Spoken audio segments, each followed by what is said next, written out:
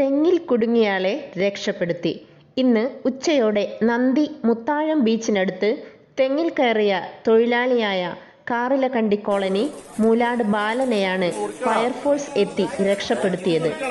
കയറാൻ ഉപയോഗിക്കുന്ന മെഷീനിൽ കാല് കുടുങ്ങി ഇറങ്ങാൻ പറ്റാതാവുകയായിരുന്നു.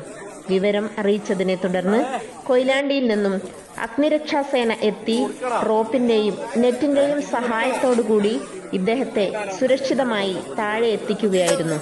സ്റ്റേഷൻ ഓഫീസർ ശരത് പി.കെയുടെ നേതൃത്വത്തിൽ ഗ്രേഡ് ASTO PK ബാബു, FROമാരായ ജിനീഷ് കുമാർ, അരുൺ S അനൂപ്, ബബീഷ്, നിതിൻ രാജ്, റഷീദ്, ഹോംഗാർഡുമാരായ സോമരാജ്, ബാലൻ, സുജിത് എന്നിവർ രക്ഷാപ്രവർത്തനത്തിൽ ഏർപ്പെട്ടു.